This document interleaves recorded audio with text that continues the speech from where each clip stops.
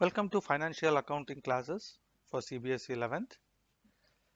Here our approach is based on CESE principle, where C stands for conceptual clarity.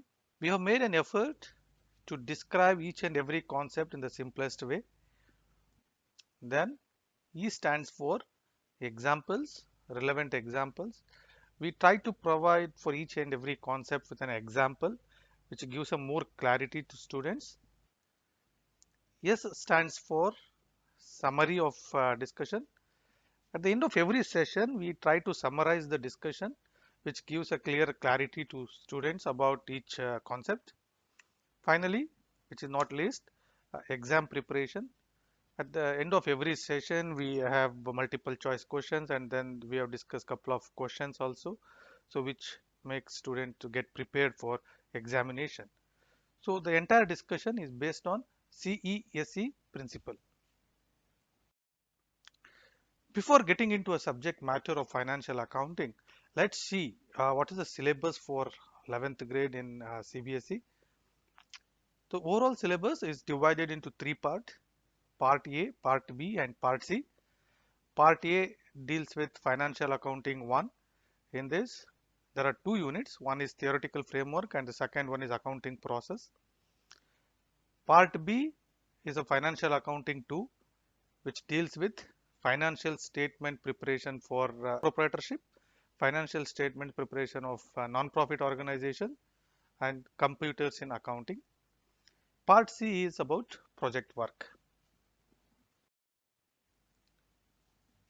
So unit 1 of part A is theoretical framework.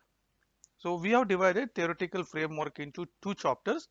Chapter 1 deals with introduction to accounting and the chapter 2 deals with theory base of accounting. In this video, I am going to talk about introduction to accounting, and I will be uploading other video in a week's time for theory base of accounting. So let's get into a formal subject, introduction to accounting. Before getting into a theory, what is accounting, what is bookkeeping, what is accountancy, let us forget all these theories now. Just imagine like a shop which is nearby to your house. The shopkeeper in a shop, what all activities he does from the morning to evening every day. Think it over. When I say all activities, I am referring here only to financial activities. Don't list over the activities which are like he comes to shop, he opens up the door, he cleans the shop, he sits on chair, he walks, he eats. Don't include those transactions. Include only those activities. Include only those activities which are having financial impact. You understand, right? Financial impact means where he will be selling and buying, or he will be paying some expenses or other thing. Okay, just list out the activities of financial nature, what all he does in the from morning to evening and every day. Let's see what he does. The first and foremost, like he will be selling goods to his customer. The next step, once he sells it, he will be creating a bill or an invoice for it. Then he collects the cash for it.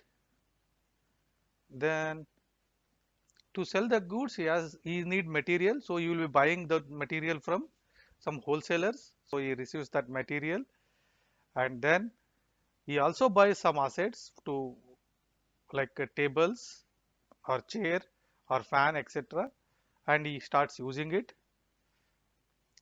Then he will be paying building rent, not daily. Will be paying building rent monthly, electricity bill again monthly, and he may be paying wages weekly once to his labor, or he may be paying salary to his worker every month once. So these all are typical activities what a shopkeeper does every in routine manner, right? Do you agree? Do you all agree with this point? He does selling, he will collect the cash, he will also make some buying, he will make a payment, he will He will also receive a lot of materials from wholesalers. He procures some fixed assets. He also makes a payment for rent, electricity, and wages and salaries, etc. These are the common commercial activities or financial activities or economic activities he will be doing it. So these all are not one-time transactions. Every minute or every 10 minutes once you will be doing a transaction. So at the month end, if a shopkeeper wants to see what is his profit, how much money he has to pay to his wholesalers, how much money he has to receive from his customers if he has sold it on a credit basis, what all the expenses he incurred in the month, how can he get this information? What shopkeeper has to do? Think, what is the answer for this? Yes, shopkeeper has to record all the transactions in a systematic way. To know that how much sale he has done, how much expenses he has incurred, it is necessary for shopkeeper to maintain the systematic record of every transaction. Okay, right? He maintains every transactions in a systematic way. Will he be able to get a profit numbers, total expenses, everything with that records? No. So it is a record is a statement line, right? But we need a summary of those records. That will give us a clear picture like how much expenses I have done, how much income I have received, how much sales we have made, how much customer has to give us, how much amount we have to pay to suppliers. All these things we will be coming to know only when we summarize these transactions. So the first is transaction should be recorded in a systematic way and then we have to summarize it. Once you summarize it, will you be able to do what is the profit, what is the assets in hand and other thing? Yes. So by way of preparing profit and loss account and balance sheet, we will come to know what is the profit of the company, what is the assets which are lying in a company, what are the liabilities company has to make a payment. Okay, all these things, right, called as financial statements. So the first step what he does, records the transactions in a systematic way. Second, he does summarizes the transaction. The third one, you prepare a financial statements. So these are the three activities which generally every businessman or a company or partnership firm will do. So let's see what is the definition of accounting and relate that definition with this real-time example. Okay, there are three concepts or three terminologies you will be hearing it. One is accountancy, second one is accounting, and the third one is bookkeeping. What all these three terms mean? All these are same or is there any difference between? Let's see what is bookkeeping.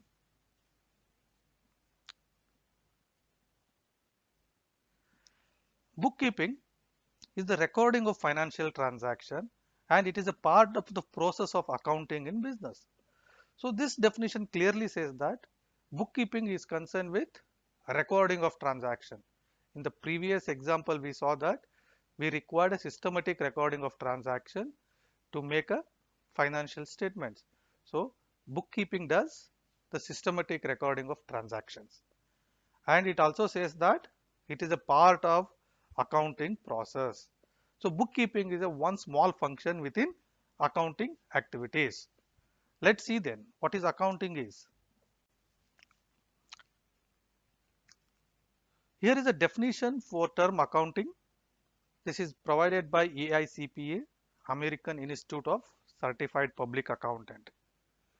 See this definition carefully. They have defined accounting as the art of recording, classifying and summarizing in a significant manner and in terms of money, transactions and events which are in part at least of financial character and interpreting the result thereof. There are many terminologies which are used in this definition. Let's see one by one. First one is, it is a recording of transactions, right? The first activity is recording of transactions. You already know what is the recording of transactions.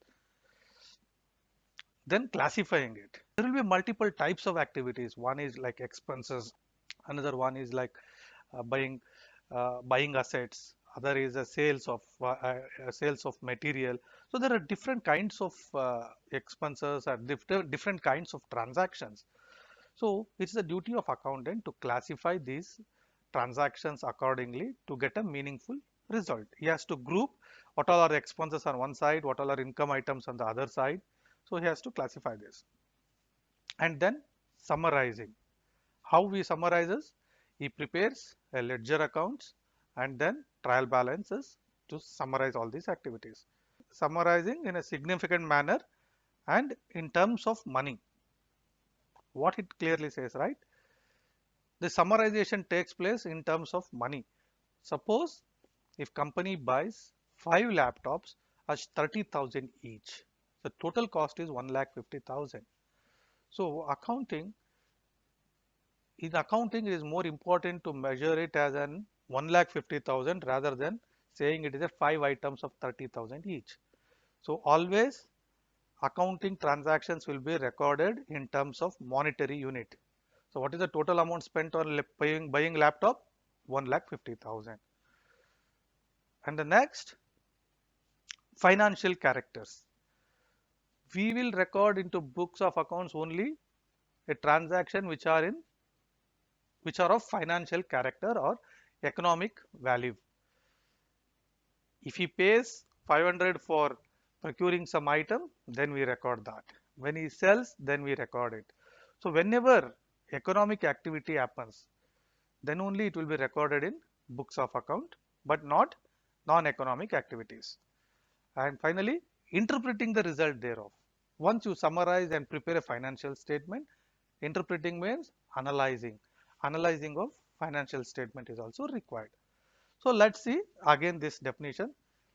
Accounting as the art of recording, classifying and summarizing in a significant manner, and that too in terms of money, transactions and events which are in part at least of financial character, and interpreting the result thereof. The next one is accountancy, a body of knowledge which deals with business finance.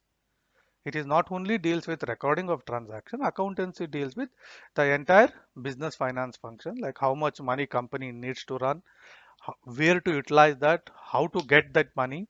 All these activities are part of subject matter of accountancy. So here our focus is to learn more on accounting. Let's see few more definition of accounting. Here is a one more definition which is given by Needles and Power. They have defined accounting is the measurement, processing and communication of financial information about economic activities. In the previous definition, we saw that accounting deals with only recording, classifying, summarizing and interpretation of the financial information. But now they have given, once the financial information is prepared, that should be shared or that should be communicated to all the stakeholders. Who all are the stakeholders? Management, external parties like suppliers, customers, banks, government authorities. For all of them, we need to circulate that or communicate that financial information. So one more activity which is involved in accounting is communication of financial information. Let's see the other definition which is given by American Association of Auditors. The process of identifying, measuring and communicating economic information to permit informed judgment and decision by users of information. The point to be noted in this definition is process of identifying. In the initial two definition, we started with saying like recording of transaction, but before recording, it is necessary to identify whether this transaction is economic transaction or non-economic transaction. Got it? So if you summarize all these three definition into systematic way, accounting consists of the first one is identifying of business transactions by way of classifying economic transactions and non-economic transactions, then recording of the business transactions, verifying of the business transactions, summarizing the recorded business transactions to get a meaningful result, interpreting of information by way of analyzing the result for decision making, and then communication of financial information to all the stakeholders. Clear what actually accounting is? Accounting is identifying, recording, verifying, summarizing, interpreting, and communicating of financial information. Quiz time now. Let's see. Is there any difference between accounting and bookkeeping? Option 1, both are same. Option 2, yes, accounting functions are broader than bookkeeping. Option 3, yes, bookkeeping functions are broader than accounting. Both are not related to each other. If you see these four options, option 1 and option 4 are knocked off because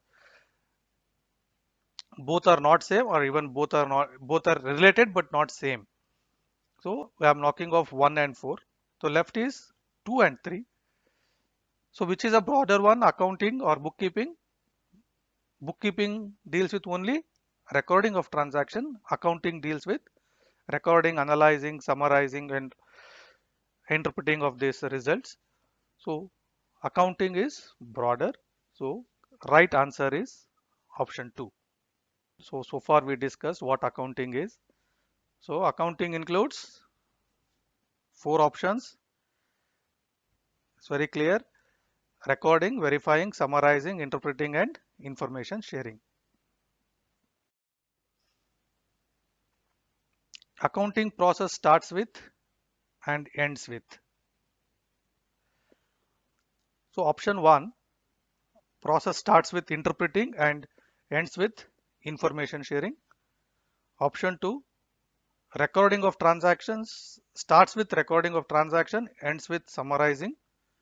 Option 3, verifying of transaction and ends with interpreting.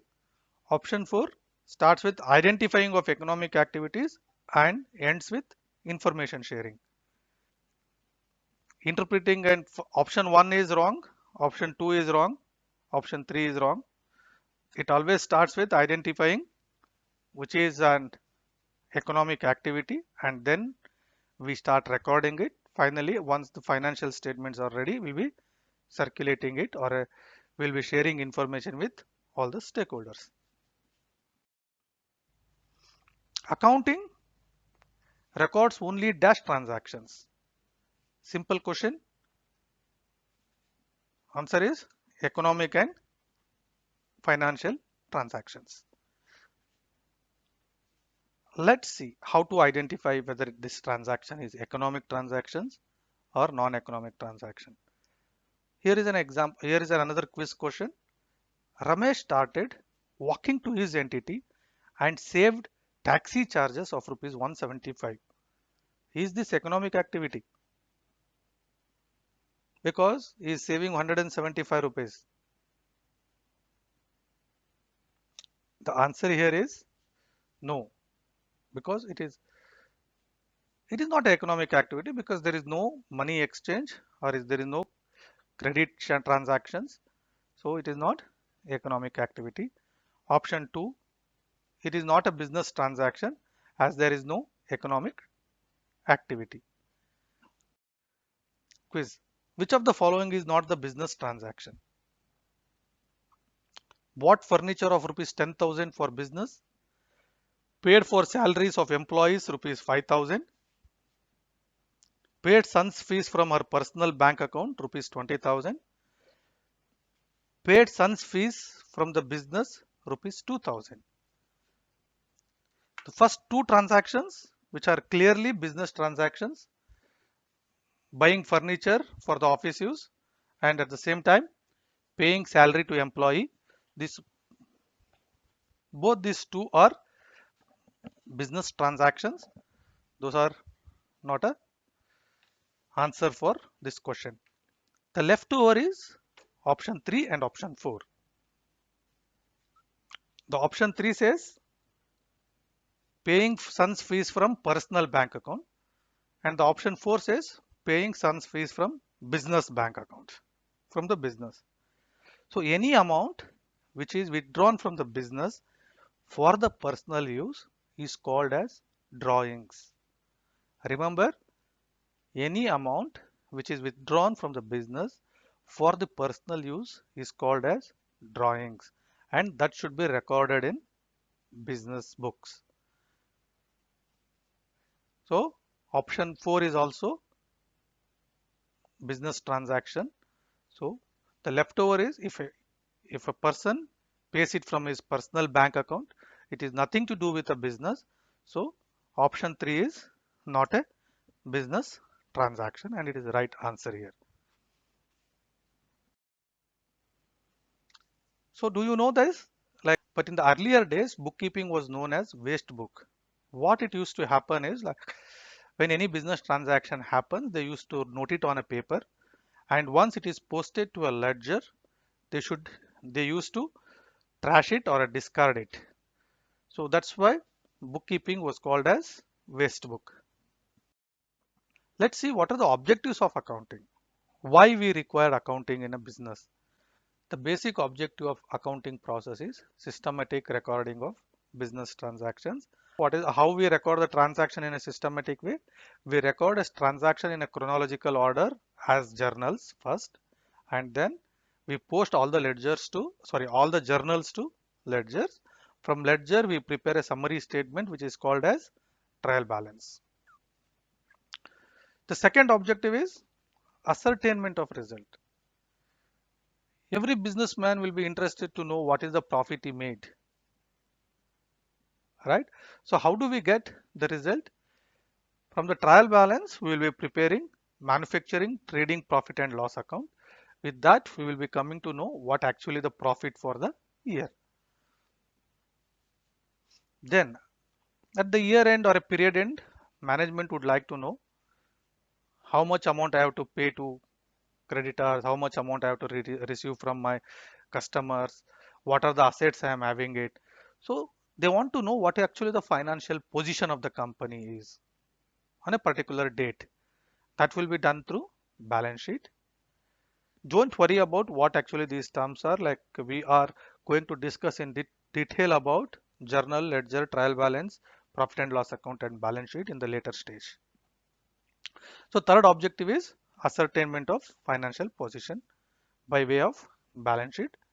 And the fourth objective is communication of information to various users. Once we are done with the financial statement, that should be circulated to various users because it is very much necessary. A lot of people have invested money in the business.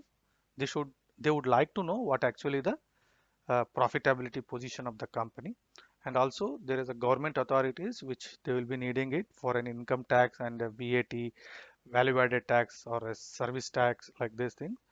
So we need to share all this information with all the users.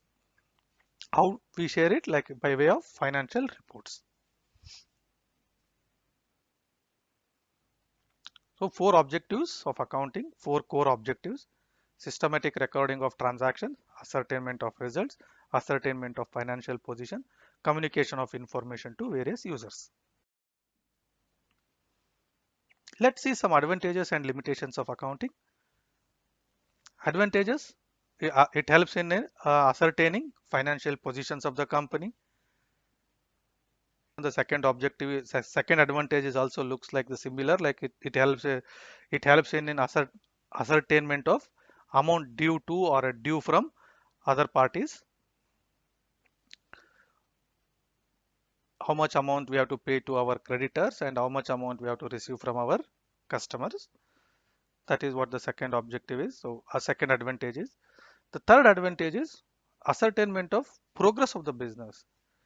See, once whenever business like a owner invested money in a business, they would like to know where they stand every month or every 6 months once or every year to make a proper decision. So accounting helps in getting this information where they stand on a particular day. Maintenance of permanent records of the business. Accounting helps in maintaining of a permanent records of the business. Like for example, after 5 years, if a government authority comes and asks for a particular transactions, so accounting will be able to show those transactions because it is recorded and stored in proper way, and it helps in management for decision making. So these are the advantages of accounting. On the other side, accounting is also having certain limitations. Accounting does not provide complete information. As we said, accounting covers or accounting records only economic activities, that too in monetary unit. So non-economic activities are not covered in accounting. Again, all the transactions are recorded only in a monetary unit. So we will not come to know how many quantity, what is the other qualitative information of the transactions. If I purchase a 5 laptops, it will be accounting records will be showing it as only 1,50,000, not a detailed explanation for that. Then, so it also does not give exact information. Third limitation is accounting figures may be manipulated. As accountant, he can record less expenses and more revenue to get a loan from the bank. Or sometimes to avoid taxes, he may record less revenue and more expenses. All this manipulation can be done, but this manipulation can be avoided if we have proper internal control system. The fourth one is does not show the real financial position. We said the basic objective of the core objective of accounting process is to ascertain the financial position, how much asset I am having it, how much amount I am owning to others. But actually, accounting doesn't provide the real financial position. For example, if I have 5 laptops, 1,50,000 worth, which I procured 3 years back, or say 2 years back. So there is a concept called depreciation where I will reduce the cost, reduce the total cost of the asset 20% every year.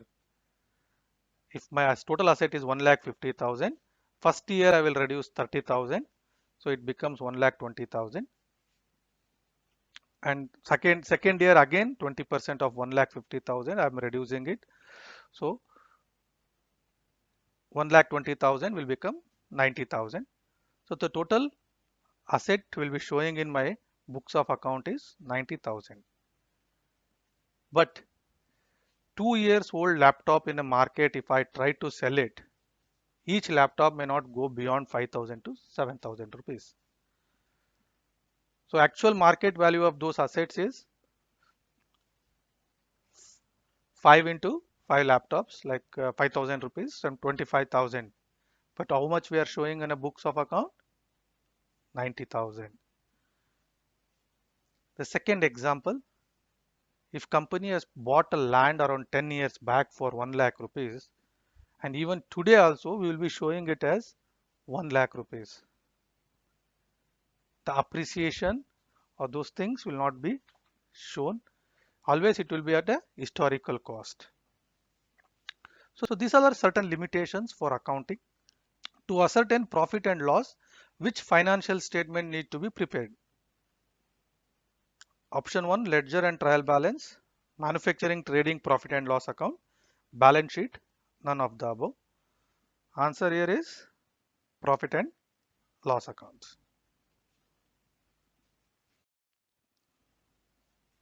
Which statement is known as summary of ledger accounts?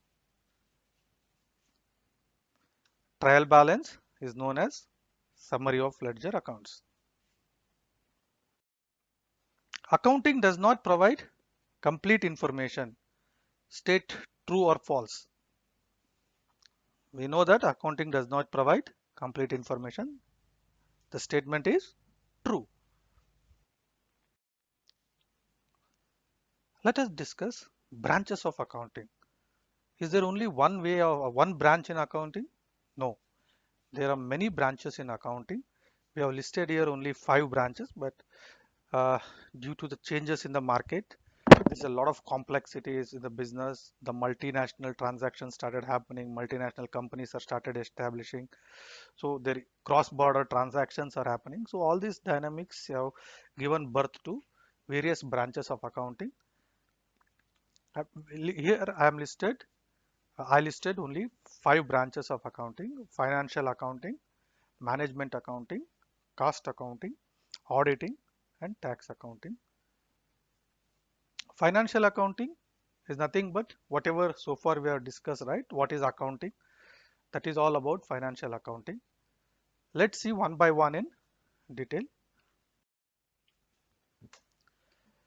Financial accounting, this is one of the oldest branch of accounting, or we can say that it is the first branch of accounting. Financial accounting deals with recording, summarizing, and reporting financial positions. So this is what we understood from the beginning also, right? What is accounting? Whatever we saw, like what is accounting, it is nothing but what is financial accounting. And financial accounting process is, again we discussed this point. First one is identifying and recording of financial transaction by way of journal, and then posting it as a ledger, and then from posting it ledger to making a summary of ledger accounts, which is called as trial balance, and then from trial balance, preparation of trading profit and loss account or manufacturing profit and loss account, which shows a profit and loss for the year, and next financial position of the company as on date by way of preparing balance sheet.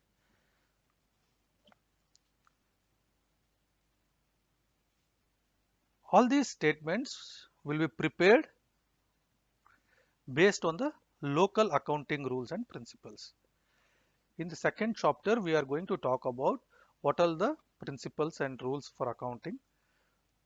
See, there are like thousands or millions of companies. If everybody started preparing accounting on their own way, then it is very difficult to compare the data. So it is necessary to follow certain guidelines, certain principles that we will discuss in the second chapter. So here what we are saying is financial accounting will be prepared based on certain rules and principles. And preparation of financial accounting is not optional, it is mandatory from a statutory perspective. So every company or every business have to maintain financial accounting books.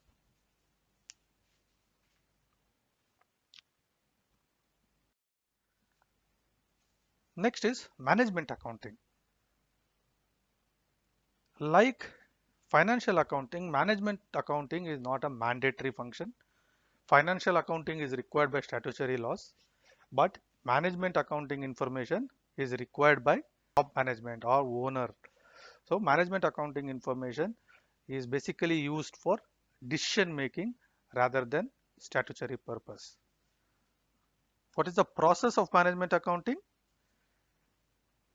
See, every management, they will be doing some amount of planning, and then they do decisions, and then they control that businesses. So for every activity, they need a lot of accounting information. So management accountants will try to get the relevant information for the planning, and then for the decision making, and then for controlling. Controlling is nothing but budget. As I said earlier, management reporting is majorly focuses on providing information to management for decision making in its planning, budgeting, and forecasting exercise. So this management accounting is optional, like it is not a mandatory requirement like financial accounting. Cost accounting, concerned with an ascertainment of cost for the particular task or events. Let's see the cost accounting process here and take an example of if you start a manufacturing of ball pen making, Reynolds kind of a pen, which is quite common. There are three parts in it. One is the body of the pen, second one is a cap, and the third one is the refill. Okay, when company sets for this particular pen, the 10 rupees is a market price. How they do it? First, they see what is the cost of making the body of the pen, what is the cost of making the cap, what is the cost of the refill, and then what is the cost of packaging, then what is the cost of shipping, and they sum all these things and add profit on top of that, and then they sell it in a market. So the cost accounting deals with identifying for which of the activities we need to identify the cost. For example, cap making, body making, refilling. And apart from that, there will be some expenses which are common, like a salary paid to accountant. It may not be related to manufacturing of that pen body or a cap or a, he is a common, right? The purchasing guy is a common guy. He will be doing services for all the three divisions: body making, cap making, and refilling. All these things, but is supported by support functions like finance, purchasing, HR, etc. All these expenses we need to allocate it. That will be done by cost accounting. And finally, they prepare cost sheet and they report it to management. So I hope you are clear with the term cost accounting. It deals with only cost ascertainment for an identified items, and then they allocate indirect expenses or a support functions into the product cost, and then they report by way of cost sheet. Why we need cost accounting? It helps in bringing a control on a cost. Now we have auditing here. Now auditing has evolved as an independent body. Auditing is nothing but examination and verification of company accounts and its internal control. See, as I said in the earlier, there is a chance of fraud at the time of transaction recording. Accountant may intentionally commits a fraud, or by mistake he can record a wrong transactions. To verify that every transaction is recorded properly and accounted properly, there is a process called auditing, where auditor comes in, checks the transactions and certifies that the presented financial statements are in accordance with the rules stated by the government. So there are two types of audit. One is internal audit and external audit. Internal audit is concerned with, it is like a in-house management team. It is an internal body. They will be regularly checking the transactions or regularly reviewing the transaction which are recorded in system. And external audit is done by external parties, outside chartered accountants. They will come into business and they do the verification. So auditing is basically verifying the recorded transactions and then confirming that the transactions are recorded as per the law. The next one is tax accounting.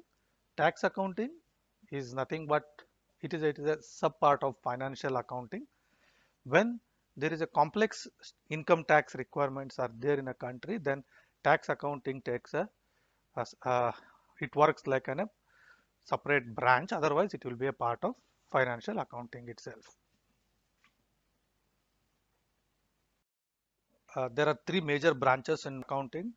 One is financial accounting, second one is cost accounting, and the third one is management accounting. The purpose, like we all know that from the accounts we get a lot of information which helps in decision making. What all kind of information we get it from the accounting process? First one is financial information. Financial information is nothing but balance sheets, P&L or a cash flow, which is an outcome of financial accounting process. The second kind of information is operational information. How much we have produced, what is the cost of each unit, what is the marginal cost, what is the expected cost and what is the actual cost. All these things we get it from cost accounting. And the third one is what is our budgeted amount, what is our forecasted amount, what was my performance last year and what is my performance today and how it will be tomorrow. All these things will be done by management accounting, which is called management information. So there are basically three kinds of information which comes out of accounting thing: financial information, operational information, and management information. Financial information comes from financial accounting. Example, profit and loss account, balance sheet and cash flow statement. Operational information comes from cost accounting, cost per unit, marginal cost or a variance analysis. Management information comes from management accounting process. Example, cash forecasting, budgeting, comparative analysis, etc. As we all know now that accounting information used by various people. What are the qualitative characteristics this accounting information should possess? Because as I said again earlier, like it is, there are millions of company, various countries, various currencies, lot of complexities. If everyone started preparing accounts and as their own way, then it is very difficult to compare the data. It is very difficult to read the data. It is very difficult to understand the data. So FASB, the Financial Accounting Standard Board, US, has created qualitative characteristics of accounting information. There are four characteristics which FASB has defined: relevance, reliability, comparability, and the fourth one is consistency. Financial Accounting Standard Board of US has given four characteristics of accounting information, four qualitative characteristics of accounting information: relevance, reliability, comparability, and consistency. All these things will help us in understanding the financial statements or accounting information in a proper way. So first qualitative characteristics is relevance.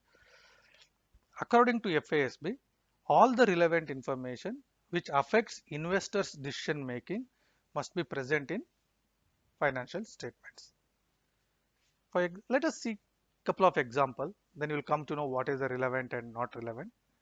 If breakdown of the glass wall of corporate house because of a strike, do we need to report that in a financial statement? Does it changes the decision maker's decision? Certainly no. This is a small expenses of the company, that is an regular or abnormal a small expenses, so it will certainly does not affect the decision maker's decision, so we need not to present this. Other one, like Mr. X joined the organization as assistant manager of accounts department.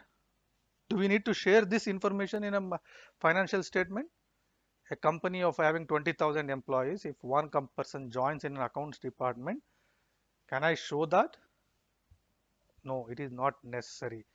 It will not change the decision of decision makers, so we can ignore this. But then what is relevant information? If company's most successful CEO is vacating the office in the next financial year, we know that, like we are in January and in April the CEO is going to resign. When we have this information, it is necessary for the company to disclose this information in financial information. This is a relevant information for decision makers. If I want to invest money in company X, I see that who is the CEO, what is his capability, what he has done in the past. So if that guy is resigning, I may hold my investments, I may not invest in that company. So that's why if any these kind of information or a situation happens, that should be shared. Second one, production stopped due to major machinery breakdown. This will automatically impact the sales position of the company and the profitability, and the investor may think whether to invest or not during this period.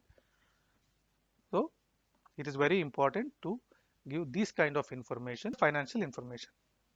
The third example, major lawsuit company is going through where the liability is huge. For example, in the case of Satyam Computers, which has done a biggest fraud and a lot of cases were running on that, and then Techem acquired it, Tech Mahindra. It is very much necessary that Tech Mahindra should know before acquiring or before investing into Satyam Computer that what all are the cases running on, what is the actual liability we if the judgment is against Satyam Computers. So once they have that information, they decide whether to go for investing in Satyam Computer or not. So that's why relevance means, will financial statement users decision be affected by the information? If answer is yes, then we have to disclose in the statement. If answer is no for this question, then there is no need of disclosing it. There are three major features for relevant accounting information, which is stated by FASB, Financial Accounting Standard Board. The first one is predictive value.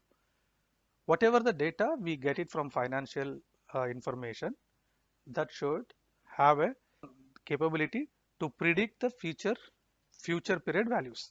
For example, I have a data of 2015 and 2016. Based on that, it should allow me to estimate what is the 2017 numbers. So that capability, the data should have it. Feedback value. Feedback value means, so in 2016, you have done some predictions based on the 2015 data. So how much percentage you achieved it? If you expected 500 units of product production, if you achieved 480 units of product production, so okay, that should be fine. That information should be there in financial information. What was projected last year, but what is actual. So for any decision makers, it is very clear that, okay, if they are saying that 600 units production this year, then there may be a plus or minus 5% into it. So then based on that, they will invest it. Third one is timeliness. Whatever the data we have or a financial information we have, that should be relevant to a current year. Means previous year data, previous to previous year data, and current year data. Those all are required for analysis. But if you provide a data which is 10 years old, 10 years old data, if you brought it, then it is not relevant for the current year's decision. So the data should be proper, timeliness of data should be there. So three features: predictive value, feedback value, and timeliness. Next one is reliability. The first one is relevance. Under relevance, we have three features, and then the other characteristics is reliability. Reliability is nothing but trustworthiness of the information.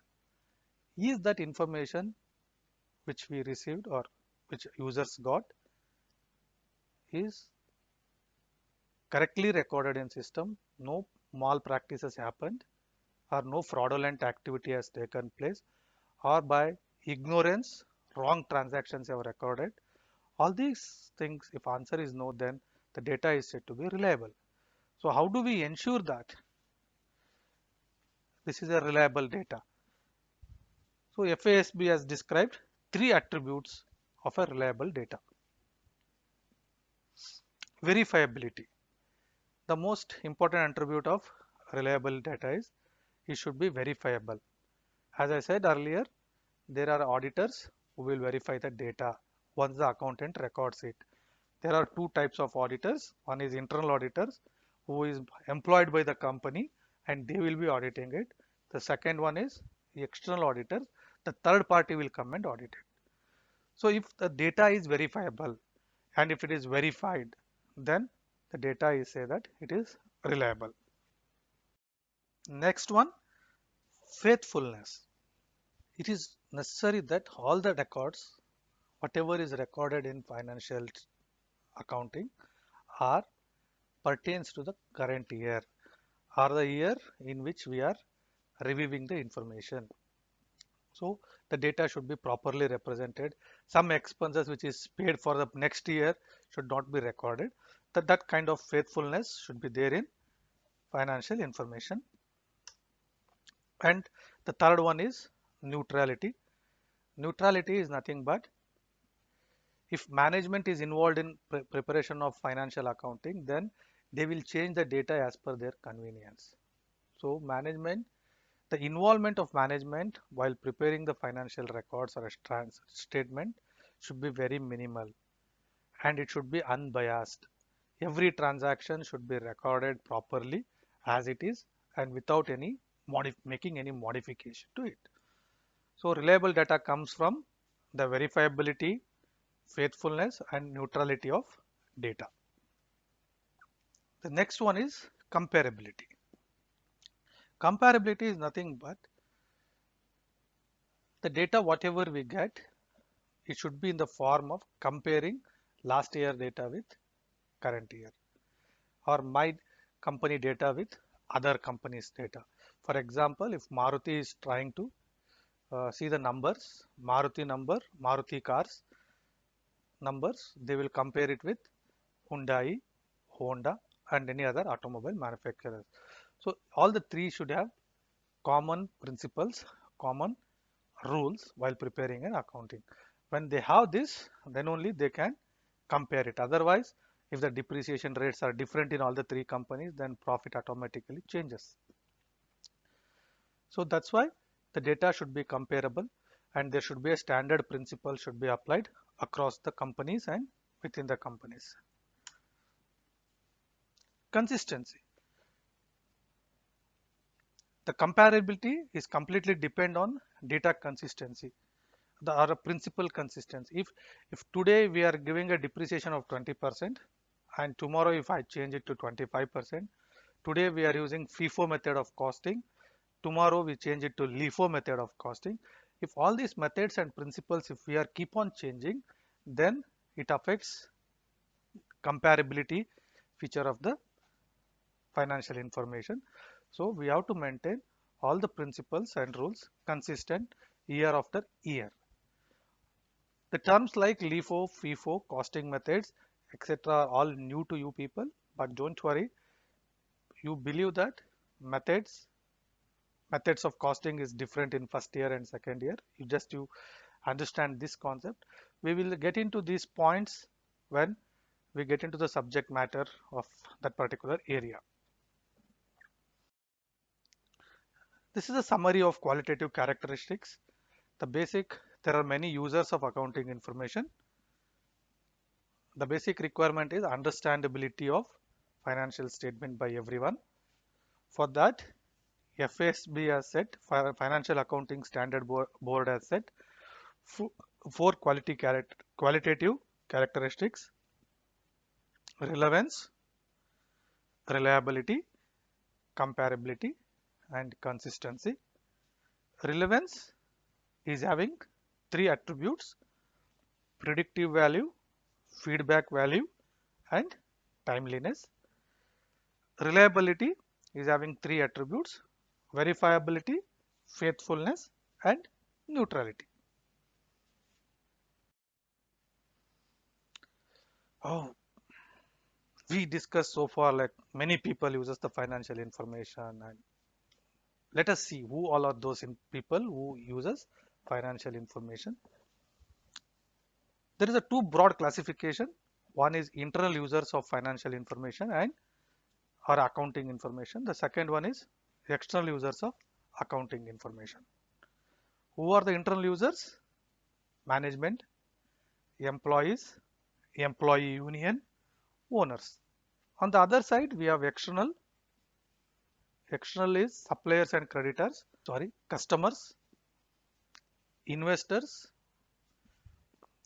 Who are the investors? Like lenders and financial institutions, tax authorities, government, social responsibility groups, and competitors. Let's see what kind of data they will be looking at, each person's here.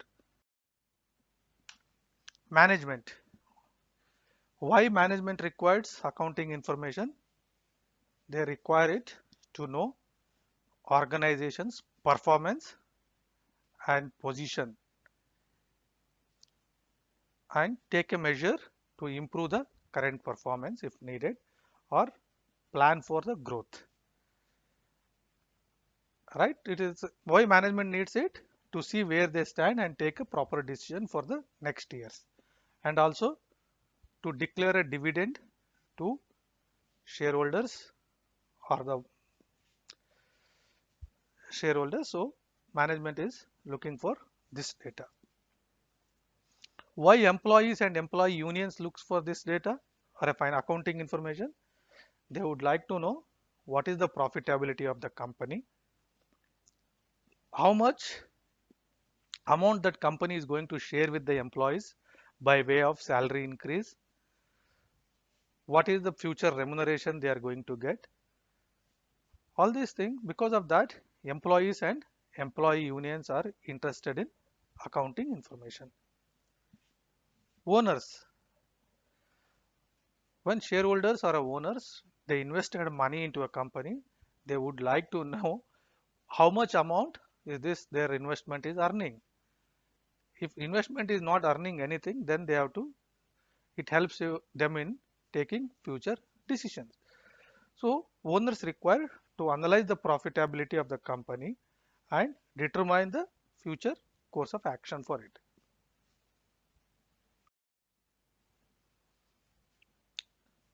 Let's see external users, suppliers and creditors. Who is suppliers and creditors? Supplier is nothing but whoever sells product to a company.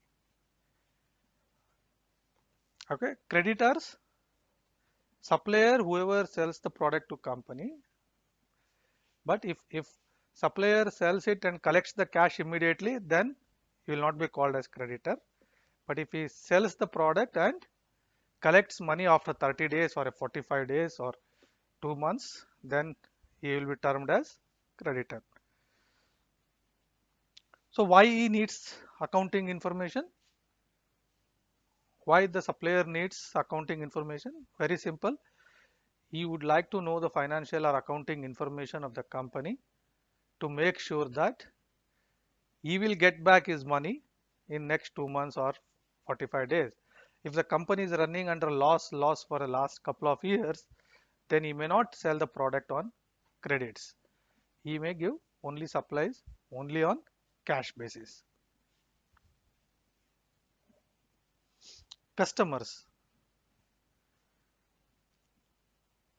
In what way companies financial position or accounting information impacts customer buying habit? For example, if you want to buy a car, which company you prefer? Maruti, Hyundai, some other companies? Yes. Whoever there in the industry for a longer period, you know that after the purchase of a car, that company will be providing proper services to your car. If any new company comes where the sales is very less, and if you think that the company may close in next year, definitely you don't venture into buying that car, because you don't get a service after 1 or 2 years. Then you have to spend a huge amount of service cost. Customer, sorry, government and other regulators. Government and tax authorities and other regulators, they are interested in it because the income tax will be paid based on the accounting information. The service tax or a sales tax which is collected, that will be remitted to government based on the accounting information. So government and other regulatory bodies are interested in accounting information. Social responsibility group. Social responsibility group such as environmental group, there is an various organizations which we see in the market, in an environment now, in an in a in the country, like environment, PETA for animals, etc. So these will be interested in the information because what is the carbon emission, how much the company's uh, production process is affecting environment. All this information will be there in accounting information book. So they are interested in that way. Competitors. Competitors are always interested in what is happening in the other company, the other competitor.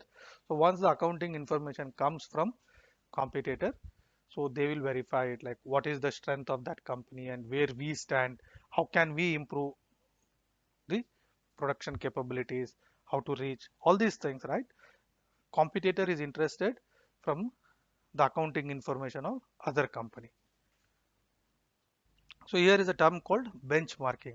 Benchmarking is nothing but comparing and setting a targets. The other external user, investor, very key, important person who invests money into a company based on accounting information. It is very much necessary for him. He analyze all the final accounting information and the other disclosures, whatever is done. Based on that, he is going to take a decision whether to invest money in that company or not. Let's take a quiz. Internal users are the dash of the business entity. Banks and shareholders of the business entity. Will the banks and shareholders are called as the internal users? No. Creditors and debtors? No. Employees and management? Yes. The right answer here is employees and management.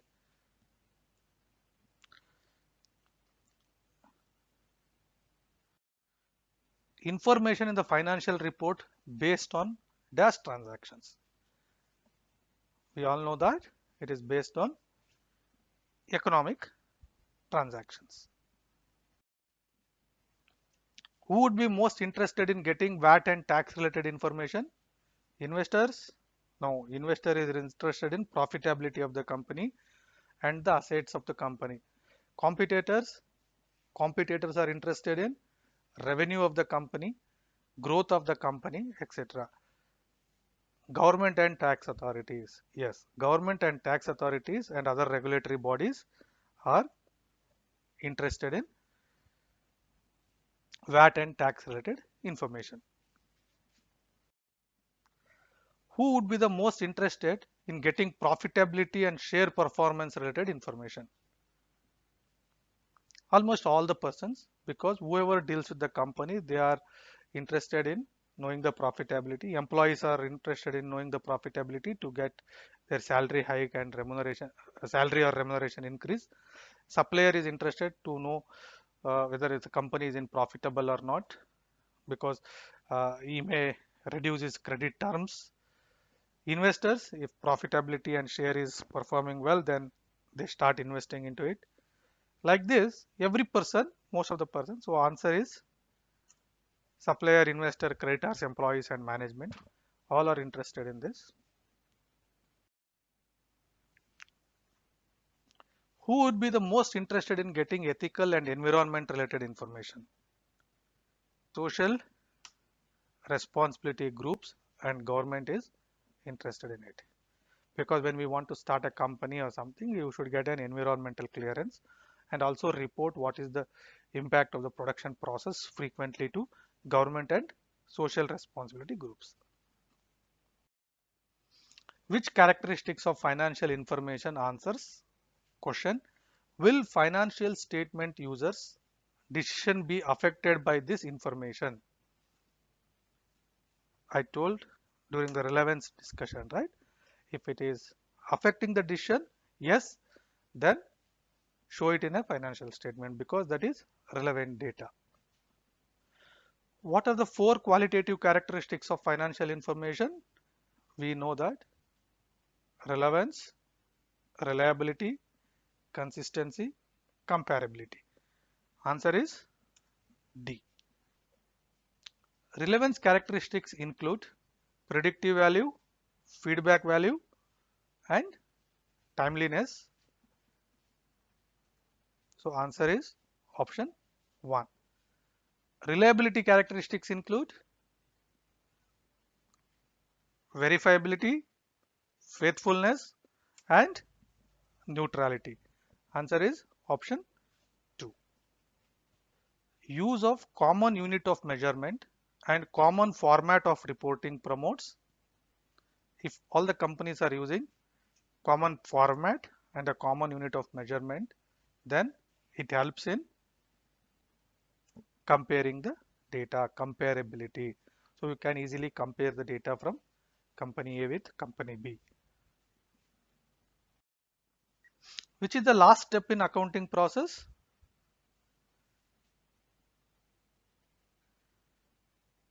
Once every statement is prepared, it should be shared with all the users. Ramya wants to buy a building for her business today in Bangalore. Which is the relevant data for her decision? Current market value in the area is 20 lakh rupees for that building. Similar building purchased in year 2003 for 5 lakh rupees. Building cost details of 1995. Similar building cost in other cities. Why she need the building cost of 1995 when she is trying to invest today? Why she would like to know what is the rate in 2003? Why she bothered about what is the rate in Mysore or in Delhi or Bombay when she wants to do her business in Bangalore? So right answer here is option 1, current market value in the year in the area, which is rupees 20 lakhs. That is the relevant information. Let's get into the second section of our discussion, basic accounting terms. So far we discussed many times, right? Like what is supplier, creditors, bank transaction, investors, drawings, goods, profit, assets, sales, etc. Let's see a formal definition for these terms that will help you in defining or in the subsequent classes. It is better to get familiarized with these terms. Business transactions.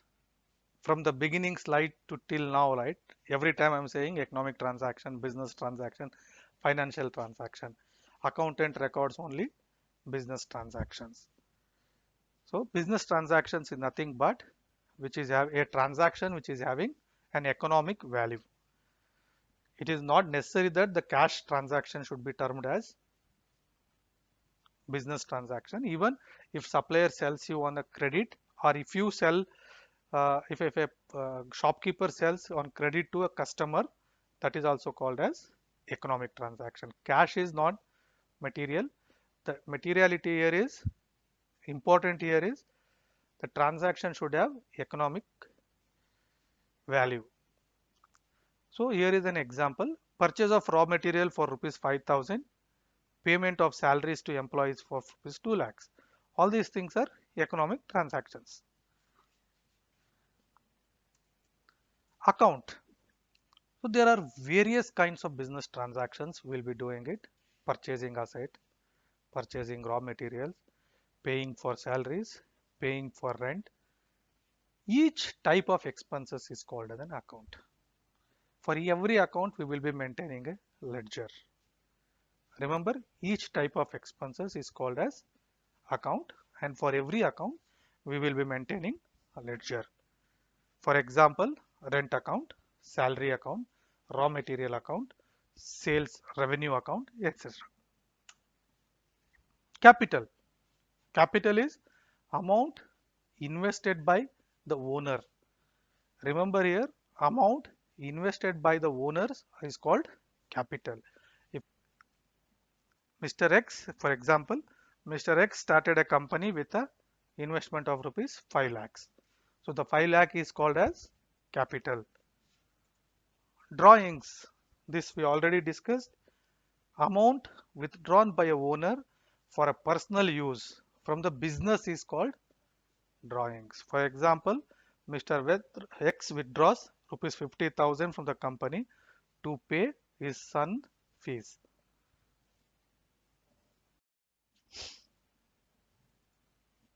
Liability. Any amount payable by the company to the outsider is called as liability. There are two kinds of liability. One is current liability and the second one is non-current liability.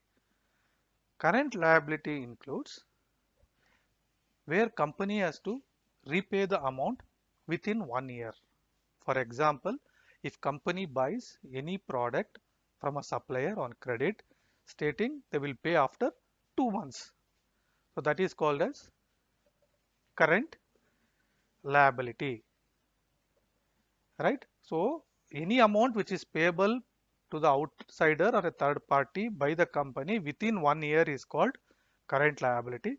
For example, credit purchases made with a payment term as 30 days or 60 days. And non-current liabilities, where company can pay the liability after 1 year. Example here is when company takes a loan from the bank. If they take a loan of 20 lakhs and say there that they will pay after 10 years, that should be called as long term or a non-current liability or a long-term liability. Other term, asset. We discussed asset, laptop procurement and all those things, but let's see the formal definition for asset. Asset is something valuable that an entity owns and can be expressed in terms of monetary value. Correct? It is something which is valuable. There are two types of asset, the same similar kind of an explanation, liability and asset. Current assets and current current assets and long-term assets or non-current assets. What is current assets? Assets that are having life of less than 1 year. Okay, assets that are having life of 1 year or which can be converted into cash within a short period of time.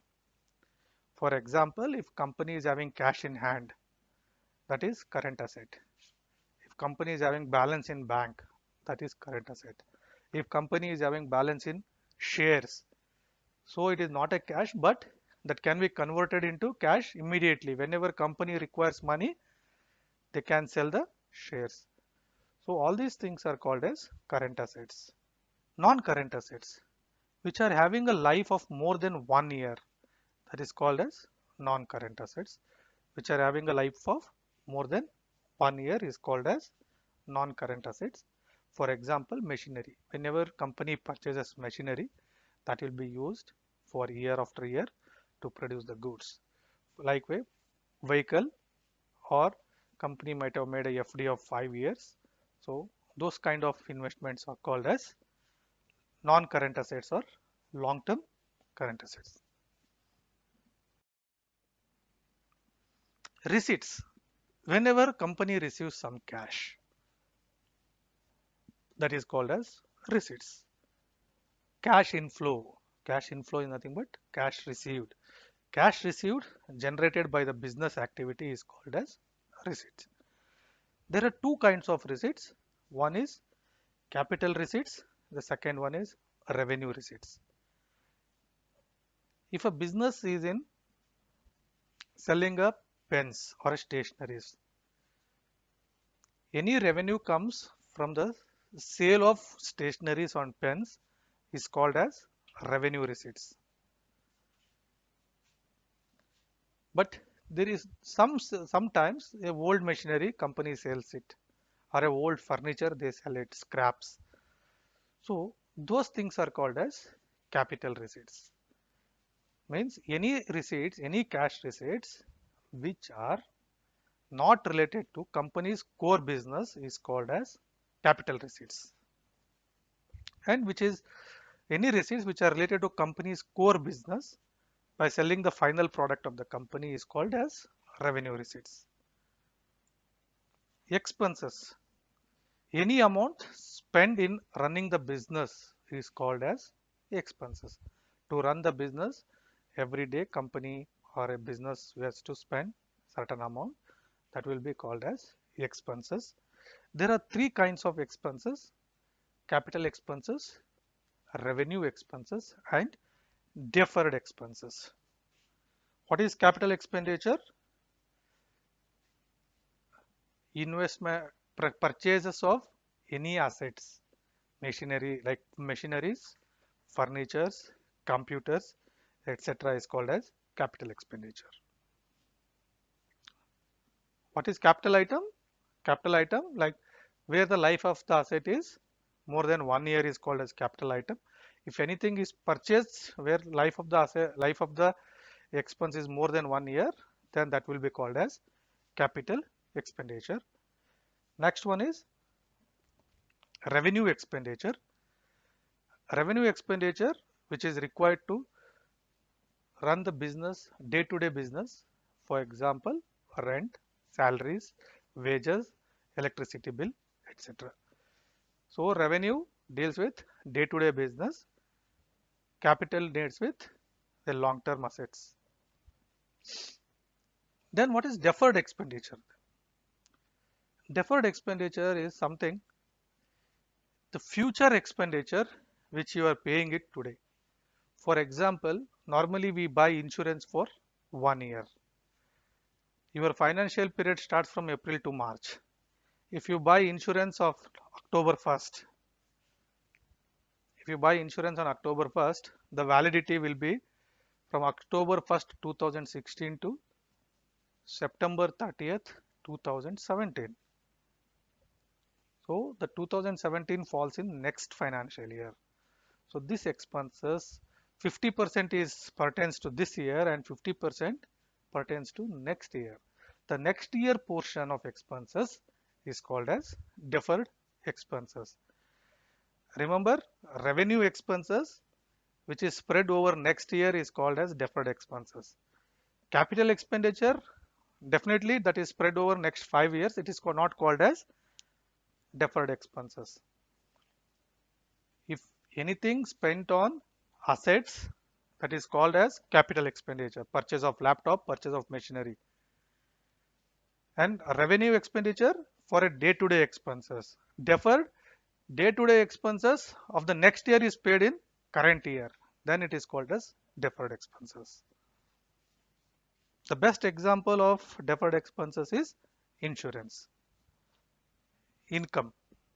Income is nothing but total amount of sale made by the company in the form of finished goods or any asset of the company. Profits, it is a positive difference between revenue expenses, between revenue income minus revenue expenses, or we can call it as an operational income minus operational expenses. Gains, profit is difference between revenue income minus revenue expenses. Gains is any profit made by selling fixed assets of the company or shares of the company, the third party shares. Next one is losses, is the negative difference between operational income and operational expenditure, just opposite to profits. Remember, gain and profit, these two are different.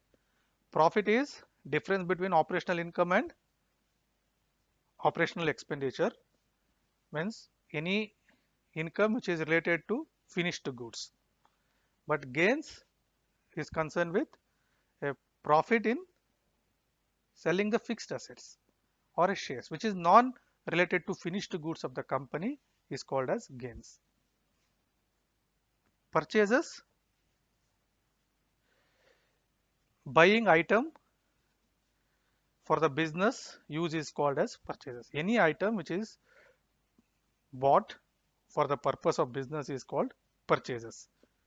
Purchase returns, when you bought some material, if that material is not good and you will return it back, so that is called as purchase return. Sending it back, the returning it back to the seller is called as purchase returns. Sales, selling of finished goods of the entity. Sales is nothing but selling of finished goods of the entity. In a car manufacturing thing, the selling of car is called as sales. Sales returns, when any sales is returned back by the customer to the business, is called as sales returns. Cost, we discussed that what is the total cost of total expenditure incurred to produce the cost. So as I told in the initial example of a pen, there are three components. One is body, cap, and then refill. So what is the cost of the three items? Cost of the item A, cost of the item B, cost of the item C. That's the total cost. Plus there is a packaging cost. Plus there is some administrative cost. Plus there is a selling cost, transportation cost, and all these things will put together. It is called as cost. Trade receivables. Trade receivables means when we sell something on credit to a customer. If company sells some amount, some product like a car, for example, a car dealer sells a car to a customer on a credit, and customer says he will pay after 2 months. Then that is called as trade receivables. So there are two kinds of trade receivables.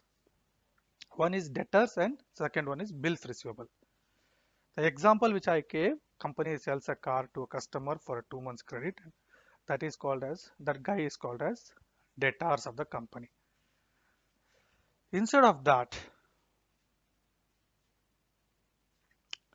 there is a different process of buying on a credit where bank pays the amount to seller like a car dealer, and then customer has to give the money back to bank. So in this case what happens is the dealer will get money on the same day when a car is sold, but that amount is paid by bank, not the customer, and after 30 days customer has to pay money to bank. So whatever the amount is received by a bank, it will be kept as a bills receivable, because if customer fails to pay after 30 days that amount to bank, then the dealer has to make that payment. That's why the amount will be kept it as a bills receivable, and once the purchaser makes a payment to bank, then the bills receivable will be 0. So understood? Bills receivable is nothing but when company gets a cash from the bank on the basis of sales invoice, and finally customer pays the money to bank.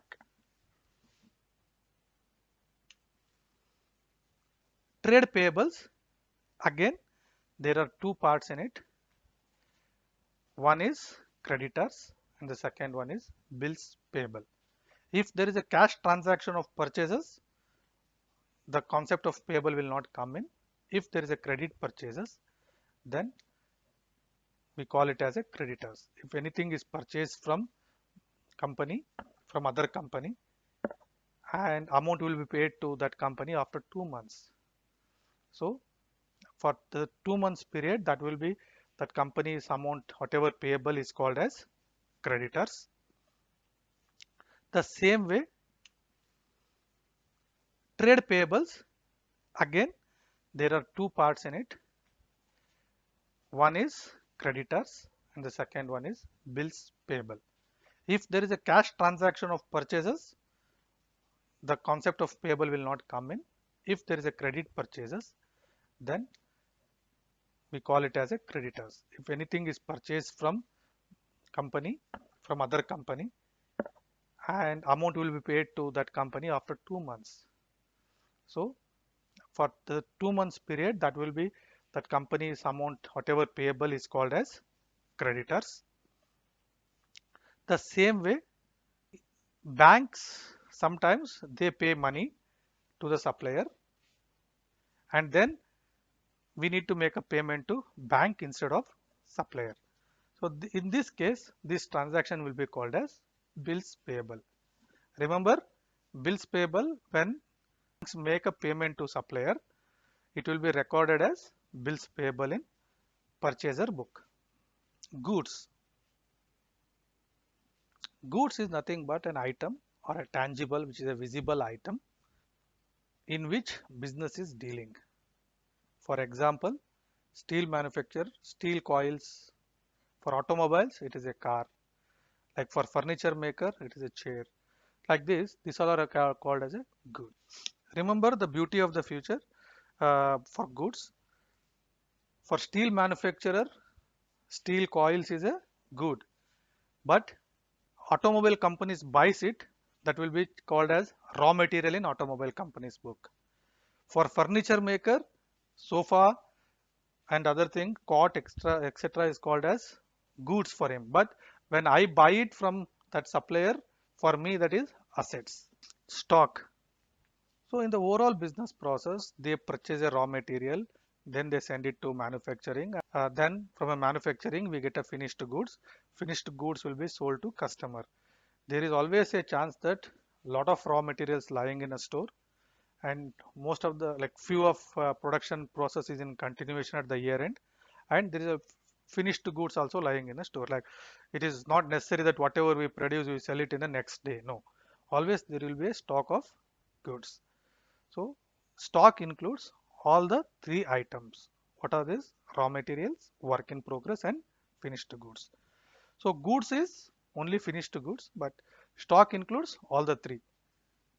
Vouchers. Vouchers is nothing but record of the business transaction. Whenever we receive a cash from someone, we give an voucher saying collected rupees 50,000. Based on that, we will be entering journal entries. Voucher is a record of the business transactions on which basis we will be entering journal entries. Trade discount. So trade discount is something which is on list price. On a list price, we will say that discount of 10%. The price of the product is 50 rupees. There will be a 10% discount which is listed. Like it is a catalog price is 50. There will be a 10% discount, 45 rupees. So why we give a trade discount? It is like an practice in the industry. If the person X is giving it, the company X is giving it, then company Y also has to give that discount. Without discount, people will not buy it.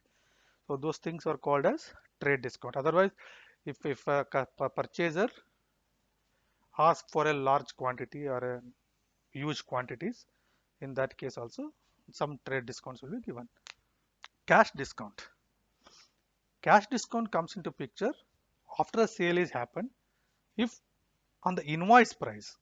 See, in case of trade discount, the sales will show for a 50 rupees item. If you are giving a 45, the sales invoice shows 45 only. But in case of cash discount, discount will be given on top of invoice price. The actual price is 50. We are giving a 5% of 10% of trade discount. So 5 rupees less. So 45 is actual revised sales price. Revised sales price is 45, and you send the invoice for 45, and you say to customer that if you return the money or if you give the payment within 10 days, we give another 5% discount. Instead of waiting for a 2 months of credit, if customer pays the money immediately, so then giving some discount on an invoice price is called as cash discount. Remember, the difference is trade discount is always be given on catalog price. Cash discount will be given on invoice price. Invoice price is catalog price minus trade discount. So again, a quiz time. Initial amount invested by owner is known as dash, and amount withdrawn by owner for personal use is called dash. The first one is capital. Any amount invested by owner is called as capital, and when the person owner withdraws some money from the business for a personal use, then it is called as drawings. The answer is C, capital and drawings. Cash received by way of sale of fixed asset is known as capital receipts or revenue receipts. It is capital receipts. Revenue receipt is concerned with sale of finished goods. Capital receipt is concerned with other than finished goods. Sale of any sale of goods other than finished goods.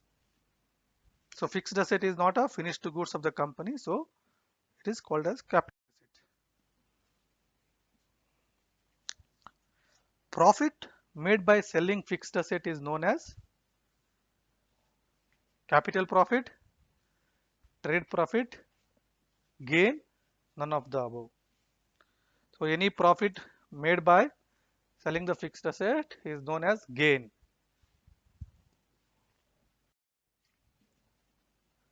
Discount provided as incentive for early payment is known as discount provided as an incentive for early payment is known as cash discount. Okay, the trade discount will be on a catalog price. It will be given at the time of transaction itself. Cash discount will be given once the invoice is done for making an early payment. It is an incentive. So that's why it is called cash discount. Stock includes raw material, work in progress, finished goods, all of the above. Stock includes all of the above. We discussed many terminologies. Take an example which is from your NCERT book and try to solve it out.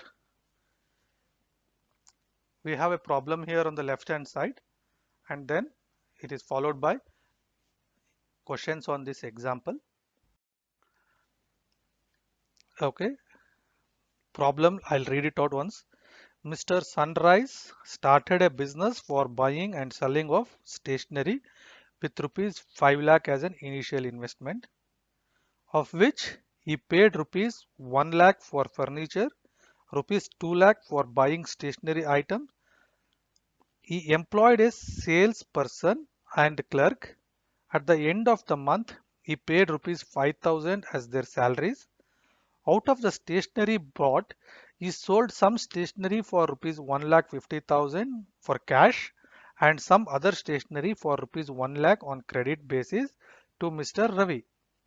Subsequently, he bought stationery items of rupees 1,50,000 from Mr. Peace on credit. In the first week of next month, there was a fire accident and he lost rupees 30,000 worth of stationery.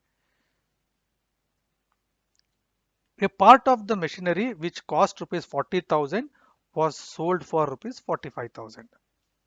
Okay, the first question is what is the amount of capital with which Mr. Sunrise started the business? What is the capital? Capital is the initial amount invested by the owner. Here, the first statement in the problem says clearly he invested rupees 5 lakh as an initial investment. So answer is rupees 5 lakhs. Question number 2. What are the fixed assets he bought? Fixed assets, he paid rupees 1 lakh for furniture. Furniture is fixed asset for a stationery company, right? Furniture is fixed asset. So he has bought it furniture for 1 lakh and rupees 2 lakh for buying stationery items. So stationery item buying is not a furniture, sorry, not a fixed asset. So total asset he brought is only 1 lakh rupees, which is for furniture. Third question, what is the value of the goods purchased? What is the value of the goods he purchased? Goods is nothing but the finished products of the company. So for him here, 2 lakh rupees of stationery, which he has purchased first time, and second time he brought stationery item of rupees 1,50,000 from Mr. Peace. So total purchase is 3,50,000. First time purchase 2 lakhs and the second time which is purchased from Mr. Peace on credit is 1,50,000. Total purchase is 3,50,000. Fourth question, Who is the creditor and the state the amount payable to him. Who is creditor? What is creditor? Creditor means whoever sells the product to a company on credit. If anything is purchased on credit, then that amount is called as creditor. Payable amount, and then the supplier is called as creditor. Here stationery items of rupees 1,50,000 brought from Mr. P on credit. So Mr. P is creditor and the amount is 1,50,000. The initial purchase of 2 lakhs which is already paid in cash, because it is clearly mentioned out of 5 lakh rupees, of which he paid rupees 1 lakh for furniture and 2 lakhs for buying stationery. So that's why that 2 lakh will not qualify to call it as a payables or creditors. So the only amount which is left is 1,50,000, which is payable to Mr. Peace. So Mr. Peace is called as creditor. What are the expenses? The expenses what are included? It is salary of a salesperson and clerk, rupees 5,000. What is the gain he earned? Remember, profit and gain, two different terms. Profit is from a business, gain is from selling a fixed asset. So at the end, last line, it is given that machinery which was costed 40,000 was sold for 45,000. So 45,000 minus 40,000.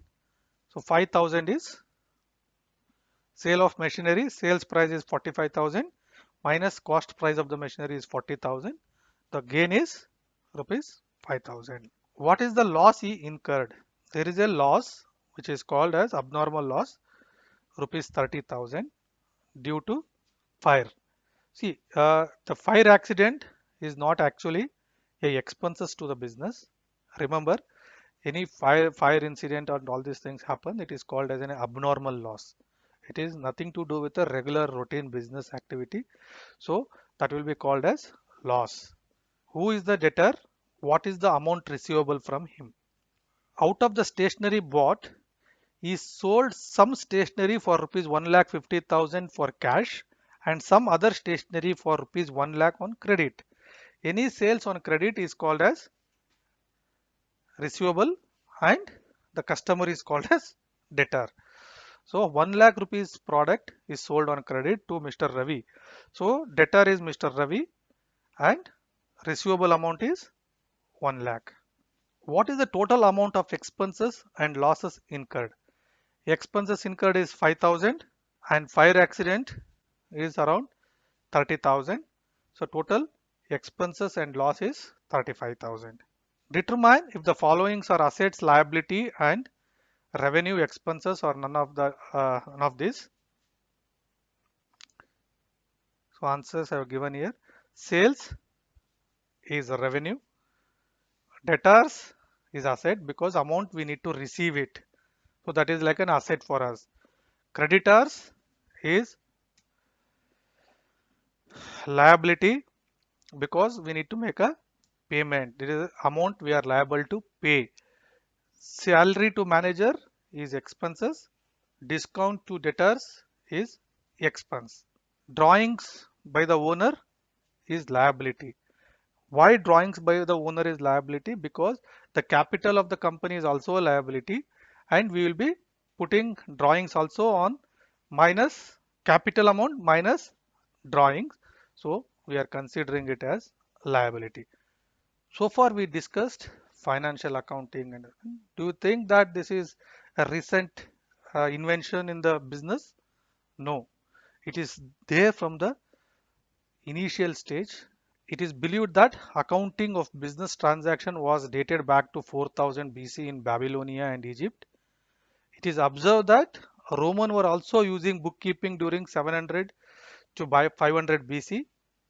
In India, concept of accounting started using around 200 BC in Chanakya's Arthashastra.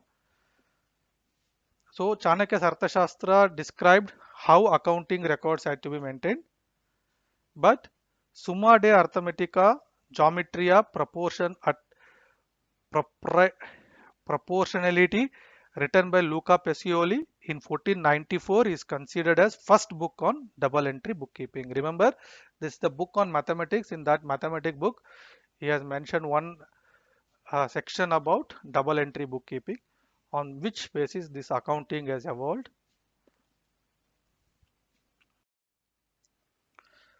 So, with all these things, what is the role of accounting in the modern world? It acts like a information system.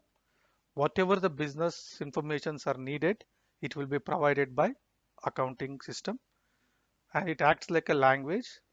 When